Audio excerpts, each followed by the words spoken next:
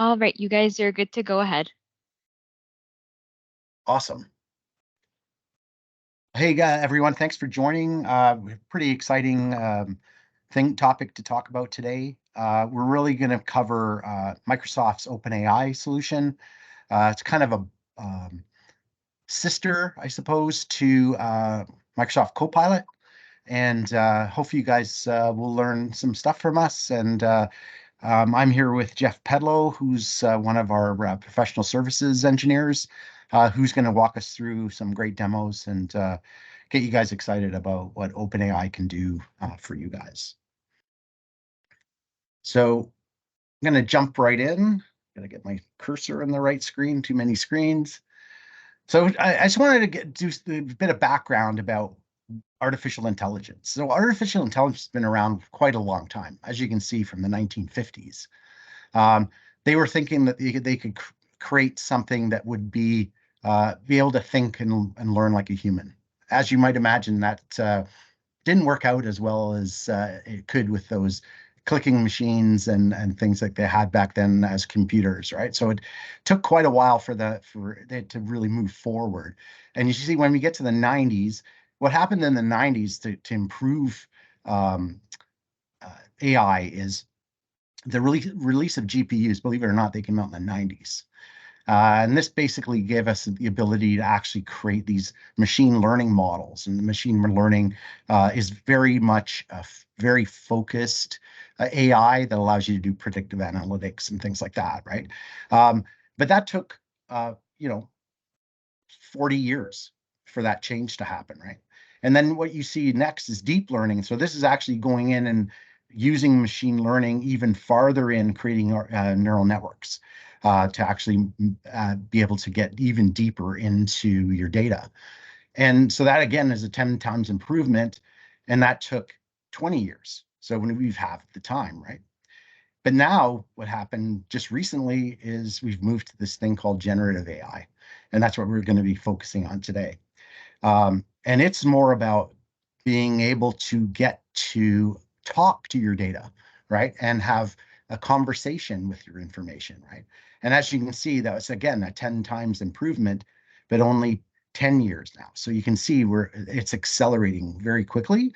So the next things we're probably going to start thinking about is the next type of processor, right? So what happens when quantum computing comes, right? How much better is the AI going to be, right? So it's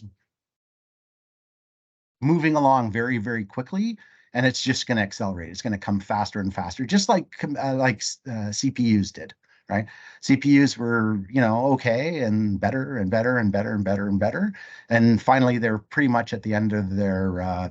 They can't really multiply it anymore, and so now we need to hold another layer of computing power, right? So that's where quantum's coming, and I know Microsoft's actually going down that road.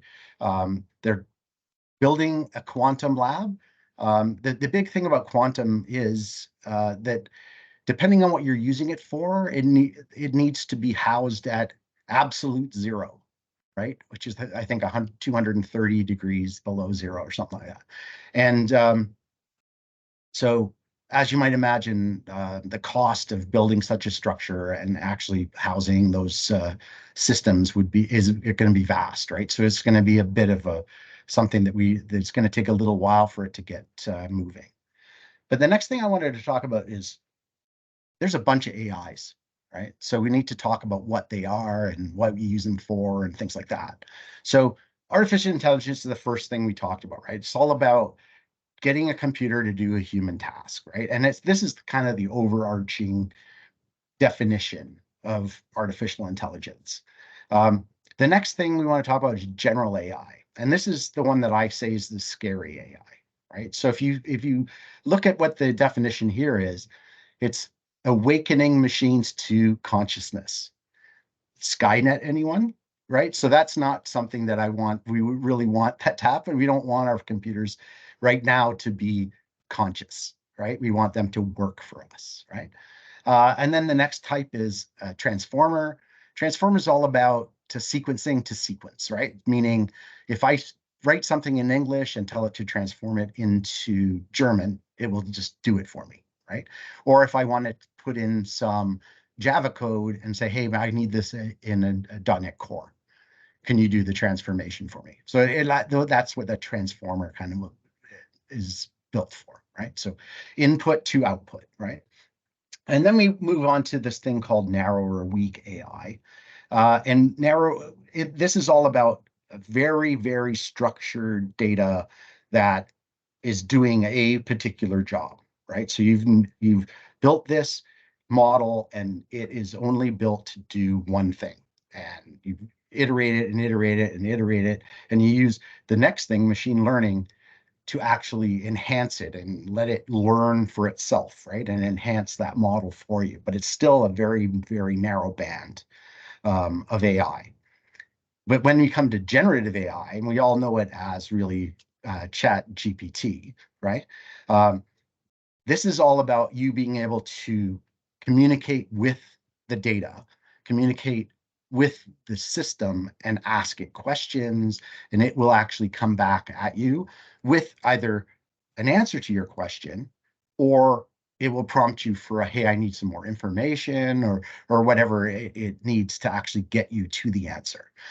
And this is really important because this has brought AI to the masses, right? That's what the big deal here is now AI is out there for people to actually use. Before it was in the bank and then, using all these GPUs and millions of dollars of hardware and all that type of stuff to do their narrow AI and ML. But now it's out there on the web that people can actually leverage. It's pretty exciting stuff that's coming down. But what the big part about this is how it's built, right? So really, it's built on what's called a large language model. And a large language models is an artificial neural network that can produce natural language and generate text. They're trained on massive amounts of data, like books and articles and websites and social media postings and all sorts of things that they've bundled together. And we're talking about petabytes of information, pardon me. And this is generally why that people couldn't really access AI in the past, because they didn't have the capacity to run against this massive amounts of information, right? But what large language models allow you to do is perform natural language tasks like answering a question, as I said before, or summarizing text. This is great for someone who, just wants the front page on a 50-page document. I don't really need to read the detail. I just want to know what it is, right? And tell me what the front. This is was always kind of a bit of a bug for me when my account managers would always say, Andy, just give me the front page. I don't need to know all the details. I don't need that, right? I just want the front page. And there's a lot of people like that who, up the chain, generally, a CEO or CIO or what have you, they just want the front page, right? And sometimes we as technology people get a little too verbose, and these people get kind of turned off on us, right? So we want to just be able to take the information and summarize it and shoot it out, right? But it also can write essays. I don't know if you know, but ChatGPT actually passed the bar in some of the United States states. They pumped in the bar exam questions, and it finished the bar exam and passed, right? It's amazing what it can do. And one of the other things it can do is create captions. So you give it a description of a product, like, hey, this cat toy is fuzzy and it's pink and it's that and this and the other thing, create a really cool caption, and it will actually come out and actually be very artistic about the way it's creating these captions. And that's awesome for me because I'm a math guy, right? So captions and writing creative stuff is definitely not in my wheelhouse, right? So, but the idea is that you let the tooling help you right along the way.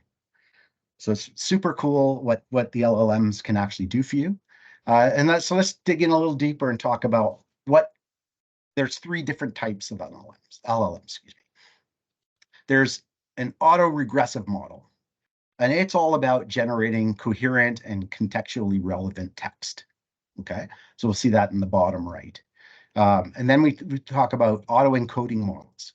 This is about sentence classification, semantic understanding, things like that. So it gives you the ability to actually convert text to text or do transformations. And then the auto-encoding model is suited for sequence-to-sequence tasks like language translation, coding, things like that. So that's really what the base models are about. But if you look at Azure Open AI, they also have the ability to not just use OpenAI models, but there's thousands of models out there that you can use. And sometimes you need to actually get in to the nitty gritty of which model is the right model for me to use. Right. There's these ones called Llama. There's ones that I think they're by Google. I could be wrong on that. Like Huggy Face and all kinds of weird stuff. Right. And Mistral's another favorite. Sorry, yeah, Andy.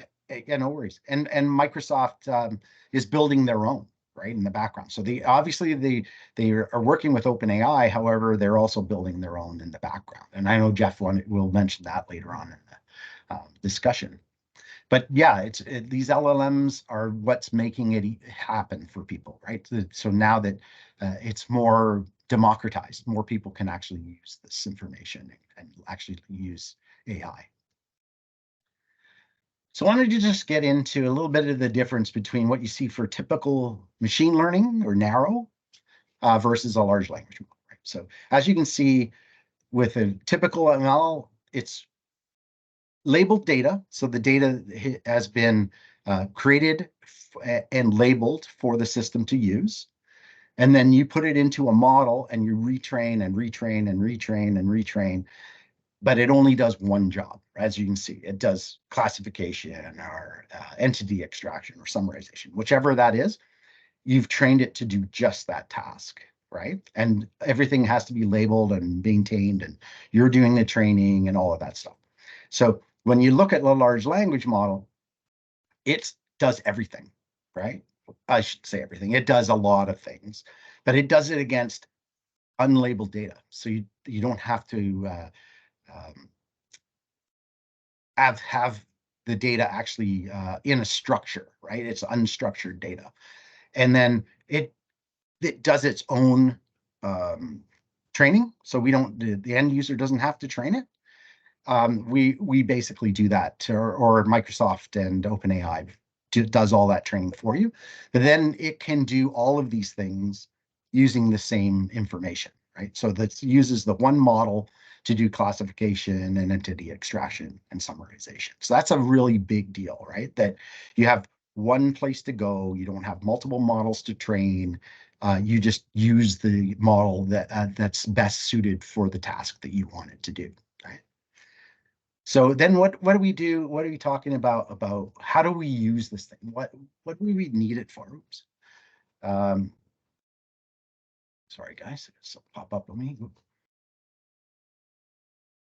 Um, so what are the applications? So making complex data accessible. Like, as I said before, hey, let's take a big, large document, and Jeff's going to show a cool demo about doing that. And ask it a question, and it's going to actually give you the information you want from that document. Or you can have it mash documents together and say, take this Excel spreadsheet and this Word document, mash it together and give me a summarization of all of that information. That's really amazing that they can do that type of thing. Big part of it is customer experience as well, right? So how can we make our customer experience better?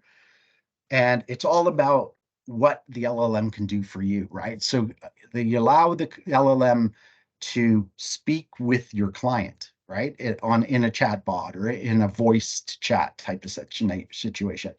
And it can actually detect language, sentiments, all sorts of things that you can actually leverage to make the customer experience better, right? It's really amazing, right? So the next thing is content generation. So I've used this a few times, and it's basically, I use it as internally here at CDW to create presentations, right? So I say, hey, create me a presentation that's on this subject, and it will start building that out for me. And I have to admit, most of the time it's not perfect, right? Sometimes you have to adjust the fonting, sometimes you have to adjust some pictures and things like that. But it's doing a pretty good job to give you the framework to start with. Very, very cool. But you can ask it to do stupid stuff too, like, hey, write me a poem in the style of William Shakespeare, and that I want to give to my wife, and it'll do it. It's super cool, right? That you can do it.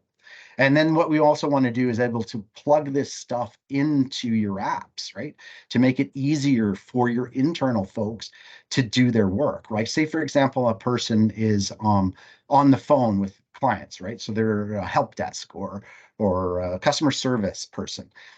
And now we want to be able to plug this into the internal systems where the agent can actually talk to the systems and ask the question and get the information directly back rather than jumping into a bunch of different apps that slows down the interaction with the client. So the whole idea is leveraging this to improve your customers' experience and improve the internal people's as well. So let's talk about Azure Open AI. Okay. So first thing I want to talk about is OpenAI as a service, right? So OpenAI is a company that opened up, I think it was in 2015, 16, or no, sorry, 2015 or 16. It took them a while to get rolling, right? But they came out with this thing called GPT-3 about almost 2 years ago now, I guess now, and caught the attention of the world. Okay, this thing came out and people were like, oh my God, look at this thing. It can do all of this stuff. It's crazy, right? And then they improved the model, came out with the GPT-4 model. It's even better at doing creative writing and things like that. So it's just getting better and better and better. There's a model out there, it's called DALL-E, that you can actually leverage it to actually build images. It's pretty cool. A lot of times when I'm using it or playing with it, it does a lot of cartoonish stuff, and you have to kind of really work with it and give it a lot of parameters to make it actually more of a photo, let's say, rather than a caricature or something like that. But you can get nearly a really good image. And the cool thing is that they have, like copyright infringement stuff. So you can make it create this image, and then they will back that this image is created by them. It's not stolen from, somebody else's image catalog and stuff like that, right? There's other ones that are out there, like there's a couple one called MuseNet and Jukebox. And I have a friend who's a musician and very good at creating melodies and writing the music. Sucks, honestly, at writing the words to the music. So he's leveraging Jukebox to help him actually generate the lyrics for his songs, right? And he actually is published, and but again, his mostly melodies and things like that, and he needs some help there. So he's leveraging that. The only problem is with Jukebox is kind of more of a programming thing, and he comes from the IT industry, so he kind of knows how to leverage it and use the APIs and stuff to access it. But it's not really safe for general public people, right? But you could ask GTP4 to actually write you a song, and it will write you a song, right? And actually give you the notes and all that stuff. You can say, hey, write me a song in the style of the Beatles that's about this, and it will write you a song. It's amazingly cool, right? I'm a big fan of having it write bedtime stories for my kid. Yeah, that's it. There you go. And but if you set it up for text to chat or text to speech, it would actually tell you the story, and you and your wife could cuddle for a while longer. You know what I'm saying? But yeah. So what's the big hype about this thing, right? It's because of when people saw this, it took off like a rocket. So it went from 0 to 100 million users in 2.5 months. And in 2.5 months to 100 million users is 3 times faster than TikTok got to 100 million users, right? So that just goes to show you what people, there's a hunger for this, right? There's a lot of people out there who saw this and thought, oh my goodness, we really need to get a hold of this. And the nice thing is it's like talking to a human, and that's a big deal, right? So you don't want it to be coming back as a just a machine talking back to you. You'd rather have a conversation with it, right? Now, the next thing in the red there is, this is a weird one because I agree that chat is the way we're going to interact with search moving forward. Okay. So I don't want Google to tell me 500,000 websites that I can go to find the information, right? I wanted the information. I don't need to search everywhere and go all over the place and go down, 10 pages of information until I find exactly what I need, right? I want to ask the question and get the answer, right? Isn't that what we all want, right? I want it to be focused on where I am, who I am, all that type of stuff, and it personalize it for me, right? I don't know where that's going to go with all the people who are advertising on Google, and I'm not sure how Google or Microsoft Bing or whatever are going to adjust to this model, because they're going to have to, right? Because people will start leveraging, like if you go into your Edge right now, you can use the search, right, or the chat, and it'll take you right where you need to go right away, right? It doesn't mess around. It just gives you that. Here's the link, off you go, right? So I'm not sure how the advertising is going to change, but it's definitely going to change for sure, right? So what's new about it? It can generate things and do things for you. It can answer knowledge questions, tell you a joke, do all the things that, some crazy stuff. It can actually answer coding questions. And Jeff and I have been joking around about this, and it's like crazy what you can do with it saying, hey, I want to do this, and write it in Python. And boom, out comes a Python script. And yeah, you have to modify it, right? It's not going to come out pure. That's for sure. But boy, it gives you a kickstart. I'm telling you, it's amazing, right? And then you can say, hey, I don't think this is right. Can you correct it? And you can actually it will go back in and change it, right, for you. Like, say, for example, it's missed out on some sort of pluralization or something like that. You just say, hey, this needs to be adjusted, and it will adjust it for you. It's a pretty awesome thing to use. And like, if everybody could give me a thumbs up of who's used Chat GPT, who's using it.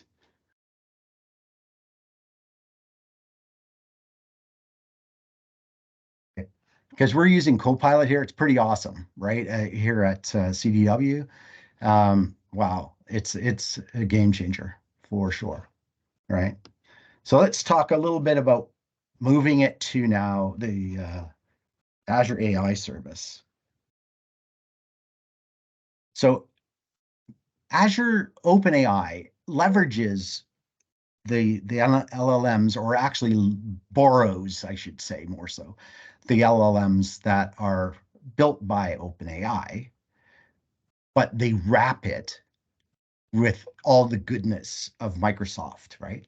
So meaning it gets wrapped with Microsoft security, right? So you can actually address it through security. So I was doing an AI half a day session with a client, and my demo blew up, and I didn't have time to fix it before the system, or before the actual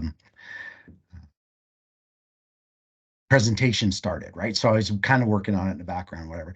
And I didn't release the permissions to the end customers so that they could actually get into the demo and see it. And then it just showed you, right away, it comes locked, right? You have to unlock it for people to actually leverage it, right? So the idea there is that you can move your own data up into these models and leverage your data, and only let people access who need to access it, right? It's very, very good. But the nice thing is the pre-trained model is actually in your tenant, right? So it's part of your Azure. It's not everybody's Azure. It's part of your Azure. And then the nice thing is you can customize it and fine tune it, right? So you can get in there. You don't want your data being splashed around in Chat GPT, right? But you can use your own data to enhance the model, right? That's the beauty there. And then Microsoft has built in this thing called responsible AI, which ensures that, it's not bias. It has the ability to be equitable, things like that Microsoft has built into it. So things don't get out of control and it starts talking about things that nobody wants it to talk about. You don't want it to have an opinion. You just want it to do its work, right? So, and then again, I'll say this again. It's all about enterprise grade security. So you provide role-based access to it. You run it on a private network in the cloud. It's all your data, all secure. Okay, so it's not a lot of talk about the service itself because the service is very similar to OpenAI, right? So let's talk about the timeline that happened here. So OpenAI, founded in 2015, as I mentioned earlier, came out with GPT-1, not much good. GPT-2, a little better. Then guess who stepped up? But one of the biggest software companies in the world saw this thing and decided that they need to get a hold of into this thing, right? Then GPT-3 comes out, and Microsoft took 18 months to have their product out after it, right? So that's huge, incredibly fast for Microsoft. Microsoft is not the fastest moving company in the world at times, but they knew what they had, right? And now they've invested, I believe it's over $10 billion into this thing, right? So it's really, really taken off. People really are looking hard at this because it's going to do a lot of stuff to help people. So next, I just wanted to talk about Azure AI. So not Azure Open AI, but Azure AI. So as you can see in the bottom right corner is Azure Open AI service. But Microsoft has a host of other AI services that are out there, and many of them plug in to the OpenAI service to help enable it to be used by the masses, right? So anybody, you don't have to be a programmer to get in here. You don't have to understand IT. You don't have to know anything. You just talk to the OpenAI service. It talks to the cognitive search engine or to the bot service or the video index or whatever it is you wanted to talk to, and it does its thing, right? And then they get their answer back. But using a combination of all of these systems can get you a lot farther towards helping out your on-premises people, helping out your customers, whatever it is. Again, combining these things makes it much easier, because what we're seeing is that a lot of people are really overloaded in their work these days. I think we could all agree. And anything to help us out, make our day a little shorter, maybe give us a little breathing room.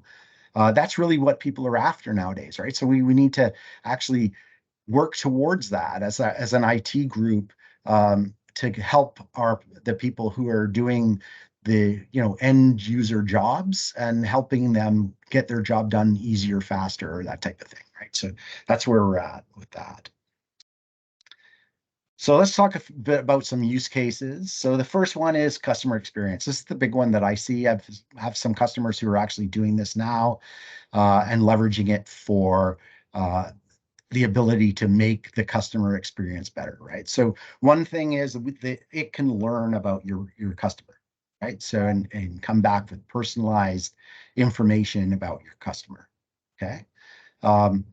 It allows the customer support agent to be more efficient on the phone, or allows the customer to support themselves, right? So you can create a chat bot, a voice bot, whatever it is you need, have it talk to the LLMs. The LLMs know how to talk to your backend data, and you can get the information back.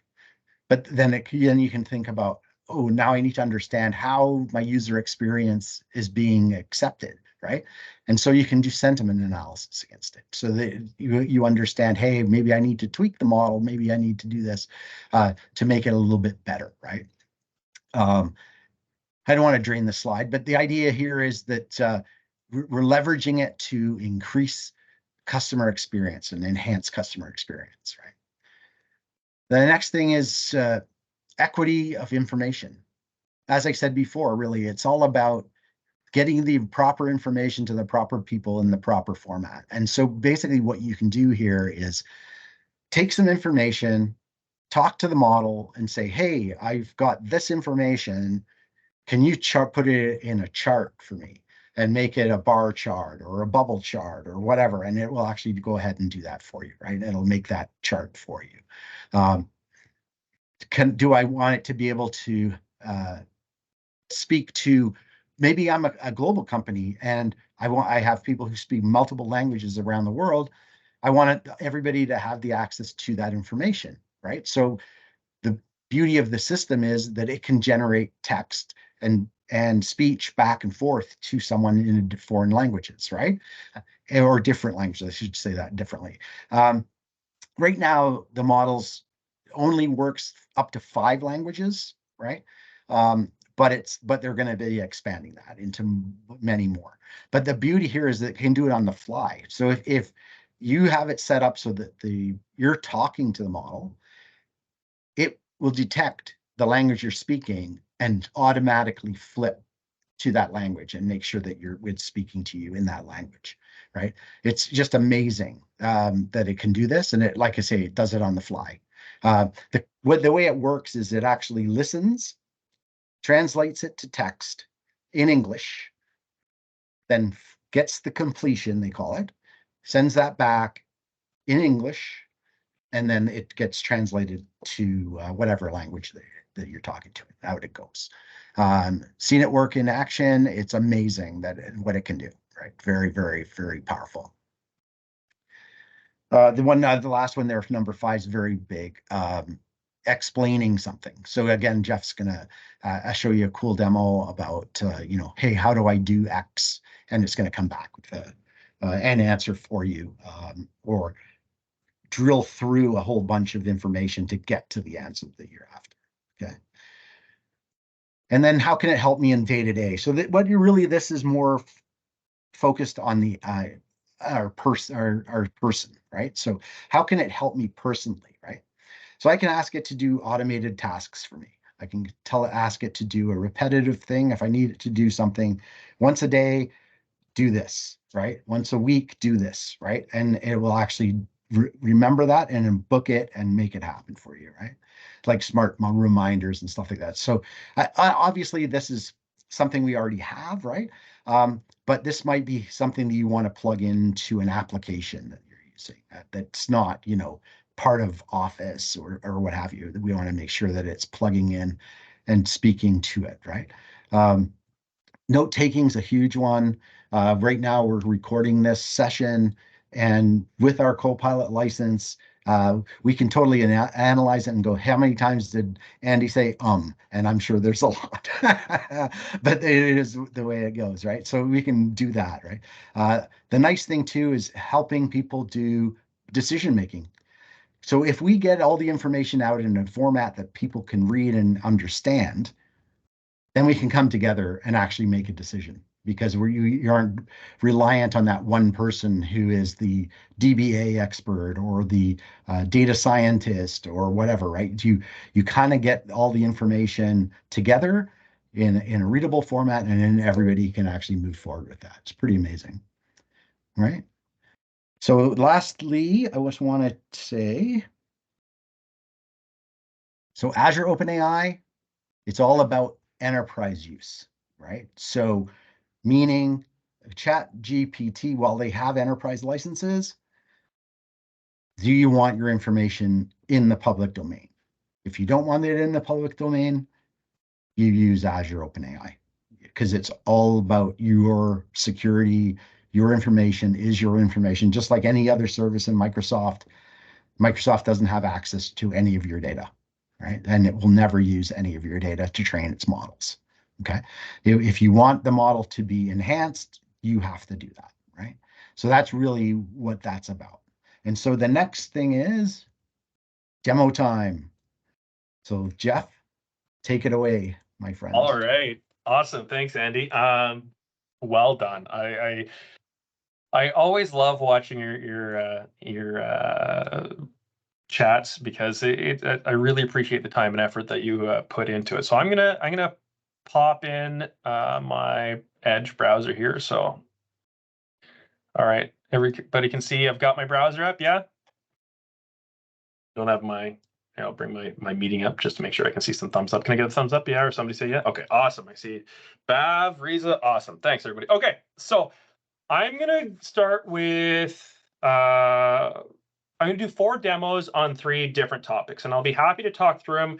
I might even get some interaction from the class if you decide to put it in chat.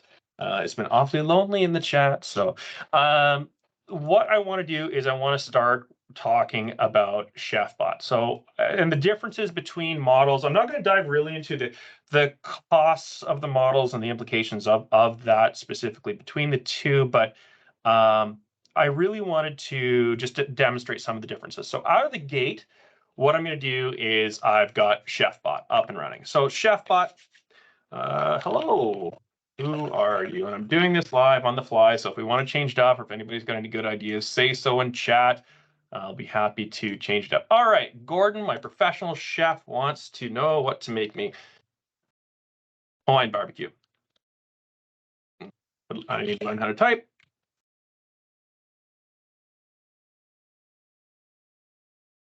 And let's see what he has to say. Now, this model is on GPT-4 in a 8,000 token context. So this is worth noting. GPT-4, obviously the latest and greatest, has some of the most creative writing, has a lot of the best natural language understanding and back and forth. However, the trade-off with GPT-4 is that it's not always the fastest.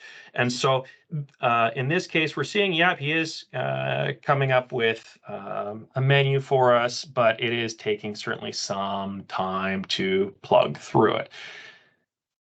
In this case, I've also asked the prompt to, in addition to making me a menu, to give me a little fact, potential optimization, and provide a great Gordon Ramsay quote.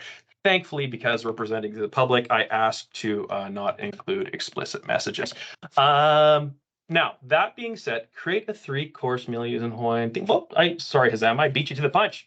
Nice, great minds think alike. How about we mix up? How about I have suggest some cocktails? Paired. Right, not a big surprise for anybody here who's seen this before, worked with GPT-4 before.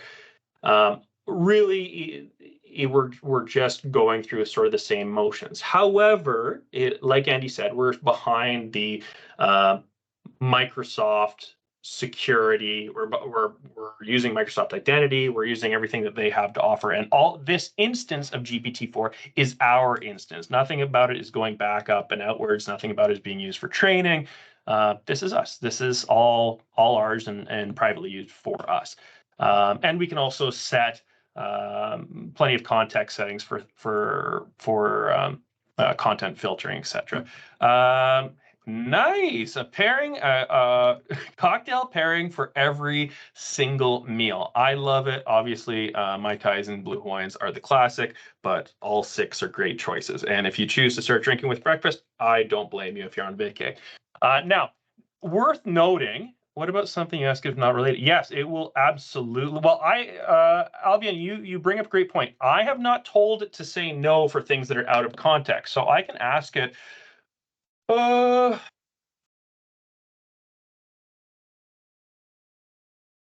right? I can ask it and it'll come back with that information. Chances are very high. Yeah, right? Completely out of what the context I set it up for. But to be very clear, I did not explicitly say, if it's not cooking related, deny it. So we can do that. We can change the prompt for it and have it do it. I just haven't for this demo. Also worth noting that at the bottom of these it's saying, hey, this is AI generated and may be incorrect. Again, like Andy spoke about earlier is, yes, it's going to generate a lot of this content. However, it'll get us 95% of the way there a lot of times. A great example is when you're generating code or documentation or doing whatever. You can really think of these models like a copy editor, right? Like if you're good at what you do, if you're intermediate or expert at what you do, this is a force multiplier. It will buy you time and effort, and it's gonna pay for itself by lunch on the first day of the month. However, where it can get risky is if you don't know what you're doing and on the context that you're having it write about, and you don't know any better, or you may be in a position where you do a lot of copy and paste from the internet and don't actively think about what you're doing. And this, getting you 85 to 90% of the way there can be potentially risky, right? So there's always this suffix that says it's AI generated and may be incorrect. So fair enough. So let's move on for a second. So keep in mind, this first tab is GPT-4 8K context. We're going to do the exact same thing, except note that this is now Turbo Chef Bot.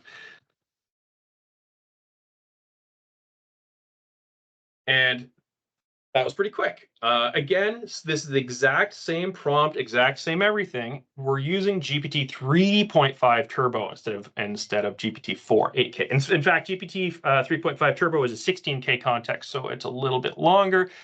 What do we want this time? I'm feeling tie. Anybody? Nobody? Anybody wants to type it in? I'm going to give you 10 seconds to give me a theme. We'll go for it. Oh, rustic Italian, Carnell, quick draw. Let's go for rustic Italian, and you know what? We'll do a Punjabi afterwards. So see, we've got some people in here. All right, here we go. And out of the gate, we can see the speed difference. Now,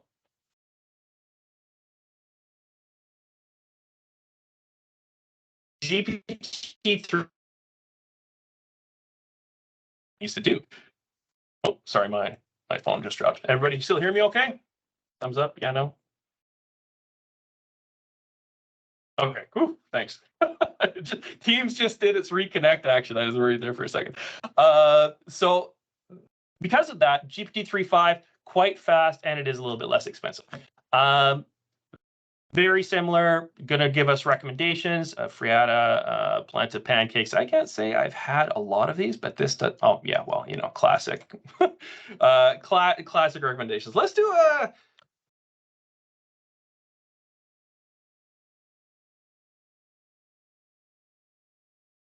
and it's going to auto scroll once it's complete, and you can see the speed at which it's going. Again, I'm hammering that one home because you can see that it's about 10 times faster. Nice.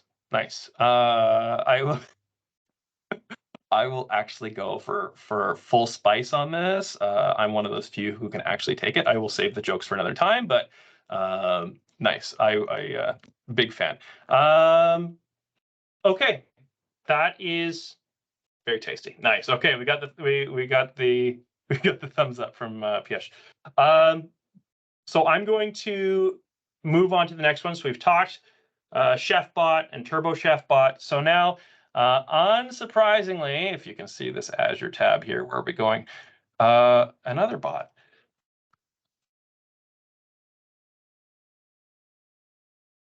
Now we're back to GPT-4, and this is my Dungeons and Dragons bot.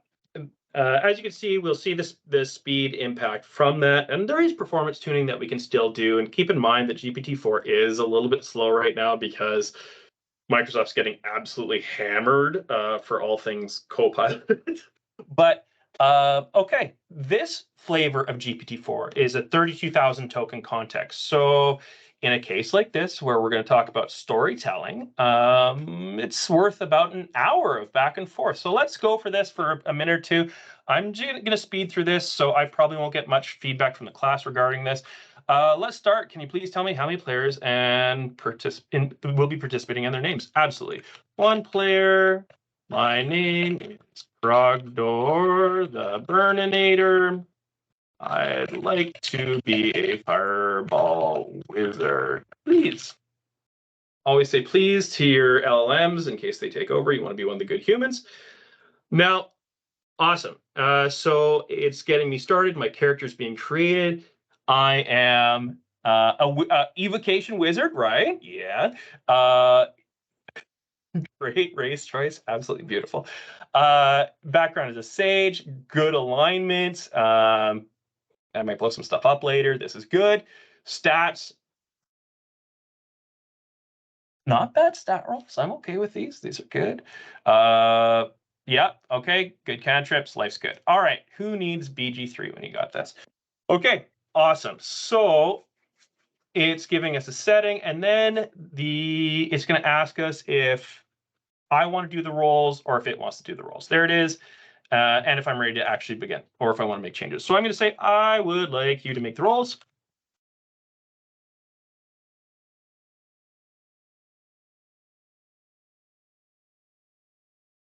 Now, in this prompt that I've given the DM, I've asked it to not necessarily fully stick to the letter of the law of the 5e rules, but rather stick to the spirit of storytelling and having fun in the campaign. So for those who are highly experienced players, please avert your eyes. We're here really to have fun, and it's intentionally like a D&D one-shot so we can get people interested and into it. So, do I wish to enter the cave or explore the surrounding area? Oh, I'm going in.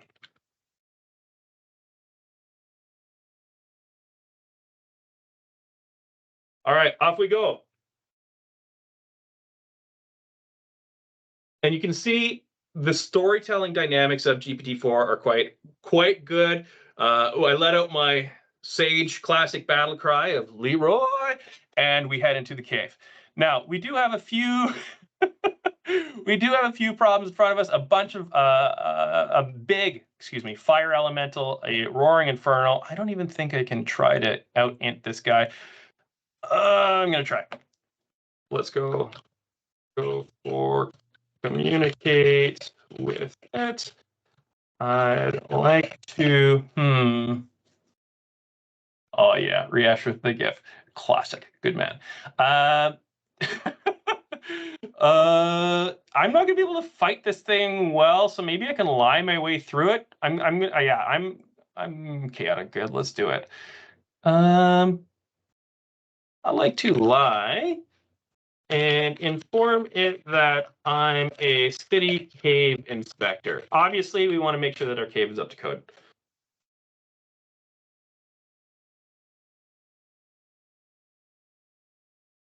All right.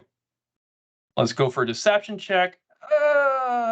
14. I don't know. Okay. Great. Okay. I'm not in that one. City cave inspector. Okay. I tell him that a city cave inspector ensures that caves are up to code and safe for fire. Ah, yes. Verify fire safety. Thank you, Jason. Safe for fire elemental. Safe especially around fire and fire safety concerns. Also, we want to make sure that the fire department and local insurance adjusters are on board for good coverage. Awesome, great. Now, I'm going to probably not complete this one shot to eat all the way through just with the time concerns. Ooh, 18? Yes, he buys my story. What must we do to ensure the dwelling is up to code? So I could go on. I could say we need to do a thorough inspection of the cave, obviously, and go through and potentially invite our friends, aka the fire marshals, through to make sure everything's good, not too many things are foul. But I'm going to do something else. I'm going to say, can you please save this gang and export it so we can come back later? Okay, didn't expect me to say that, did you?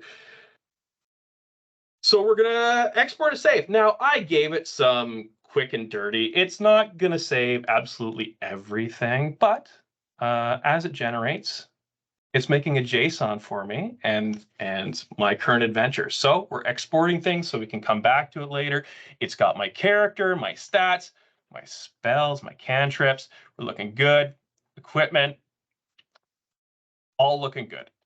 And it's still chugging along. I need to take it 1 second here for a water break because I've been sucking all the air out of the room and cave. Fantastic. So now I've had my D&D bot go ahead and make me a nice little JSON so I can come back to extinguish the fire elementals for safety. That's hilarious, Jason. So we can come back to this later with this JSON, reload it, and we're back in the adventure. Is it going to be perfect? Well, it doesn't have all of the details of the story thus far, but it should be half decent. So I want to skip this one now. That was good fun. I want to show you the last demo where we're at. Machinist bot. So Andy obviously spoke about in depth of what would it look like if we could take your information, your industry specific information, and tie it in to these models, tie it in with GPT-4, GPT 3.5, whatever. What would it look like if we took, for example, if we took, for example, a bunch of PDFs or .docx's or a database or whatever, loaded it into a blob, added a storage index, and also worth mentioning here, I've got 34 PDFs that I just randomly grabbed, right? It's all just random machining stuff. 34 PDFs got broken into a search index of 1,389 documents, and the roughly 200 to 300 megs of PDFs, just off the top of my head, the index is now just shy of 10 megs. Okay, so pretty impressive when we talk about what happens when we take data and index it. And now we have Machinist Bot that can go and reference this material. And before I really go into it, I want you to think about, obviously there's industry specific information that may be helpful. Things like fleet management or maintenance schedules, because we can look at live things like databases or things like PDFs and other documents. We could look up things like drug interaction checks or document automation, or we can have a look at heck, even things like case law. We can have a look at regulatory compliance, and we can introduce things if we wanted, like urban planning or data analysis. There's every single market has things that we can tie into. So in this case, this is my happy little Machinist bot. So I'm going to say, hey, it's Machinist bot. Awesome. So I'm going to ask it a few things, and I'm going to start with what can I use to put a hole in hardened steel? Okay, pretty straightforward question.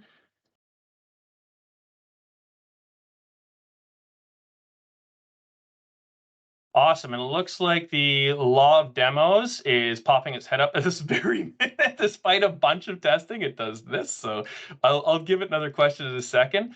But the first half of it is pretty decent.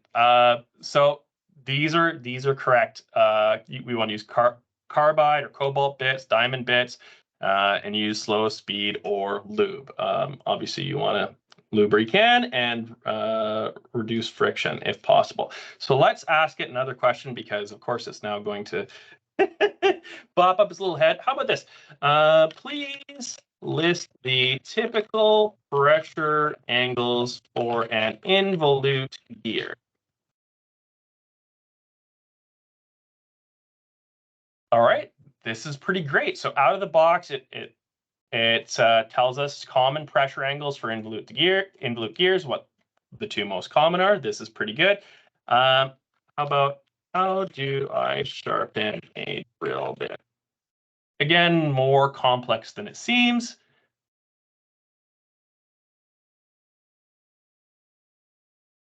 Okay, great. How do I sharpen a drill bit? Awesome. And we can see now that this information, and this ties back to perhaps a question that was asked a little bit earlier from Albion, I think. It still is the model underneath. We still have actually GPT 3.5 underneath this. So it can come up with some of these answers that it has been pre-trained on and does know. However, if there is information that it doesn't know, it can quite happily reference the documents that I've included. In my case, I've got 2 PDFs, and it can directly reference where it's finding this information from regarding grinding drill bits and sharpening them. So very specific information. I see it's 11:56, so I'll do one last one before I hand it back off. Sorry, Andy. Why don't we ask it about fly cutters?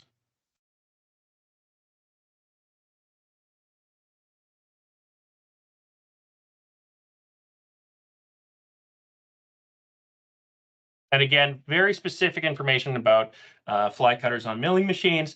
And again, what is it referencing? Actually, it's referencing one of my lathe PDFs that I put up. There's much more that I can show and demo, but given the current time, I'm going to go ahead and hand it back. So thank you very much, everyone, for watching my demos. And if you're bored afterwards, I might do some more. And with that, I will hand it back.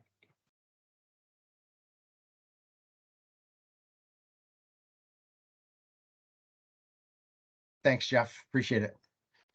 I think that was a lot of cool, and it brings me back many, many years to when I was playing D&D with my brother. So it's pretty cool. So yeah, let's just move on, and just wanted to mention that AI is coming. It's coming hard, guys. So AI is not after your job, right? But somebody else who knows AI is going to be after your job. So you got to learn it and understand it and move forward with it. It's a big deal, right? I've had many conversations at the C-level at companies saying we're not using enough AI, and that's because they started using Chat GPT themselves, these C-level people, right? And they're getting pushy. This is getting pushed down from the C. So something to really look for and get some training on or get something going, right? I just wanted to talk about the CDW approach to how we would work with you to help you deploy this type of thing. So the first thing, obviously, is we have to work on strategy, right? So use case identification, do a readiness assessment. And the big deal here is we want to make sure that the data that we're sharing is secure, right? And we have put governance labels on the data so that we know who can use it. Our team's well versed in this. They know how to handle this, be able to put the proper labeling on your information and then apply those rules to that information.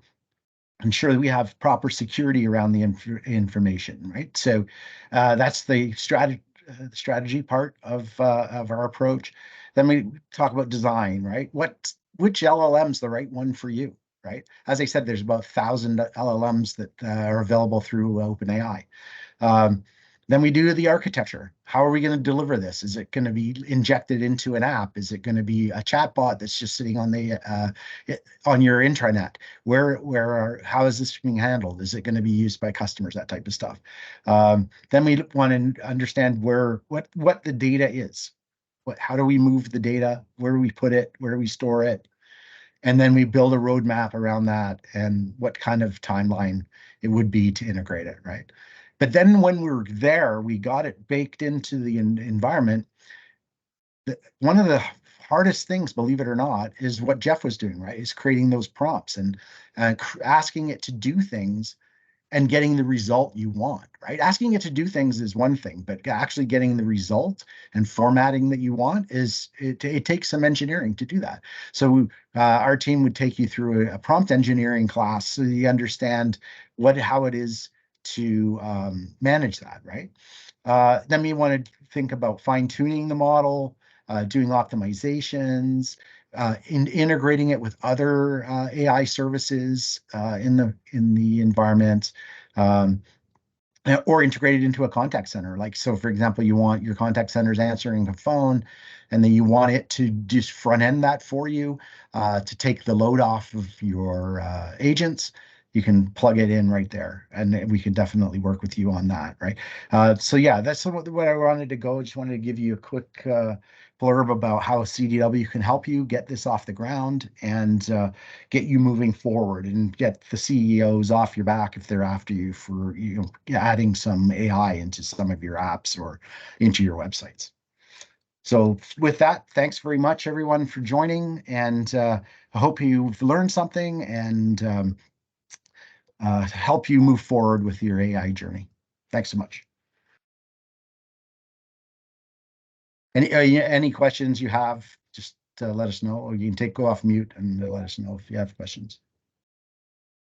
Yeah, if you want to see the future travels of the cave inspector, we're here.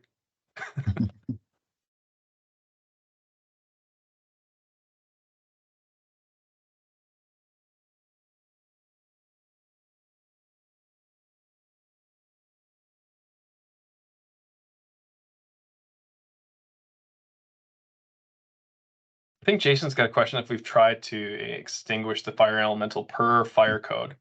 I'll throw it up. Let's try.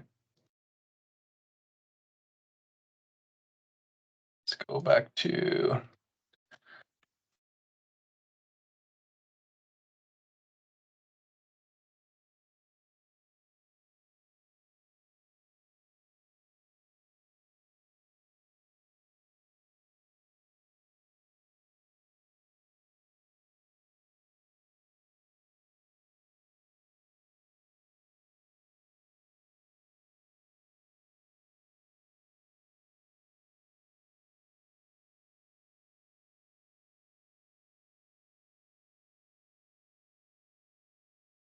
ooh, that's not a great roll.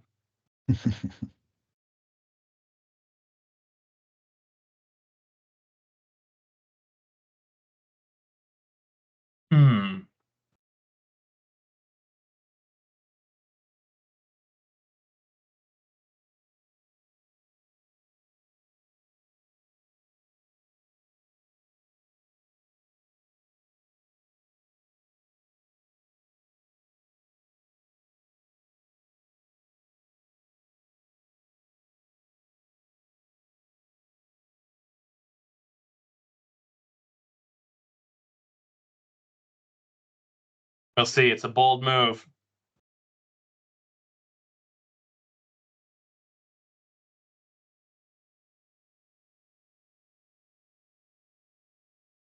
Oh. When you're good, you're good.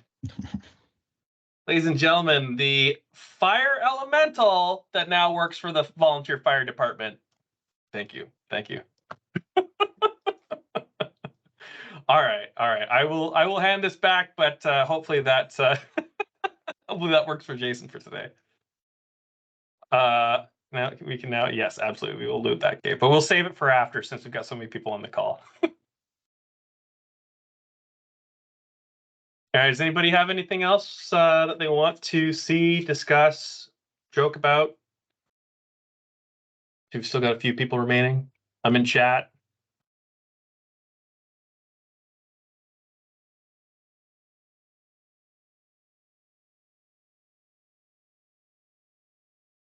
All good. Well, I guess there's no more questions, folks. So I guess we'll just wrap it up here.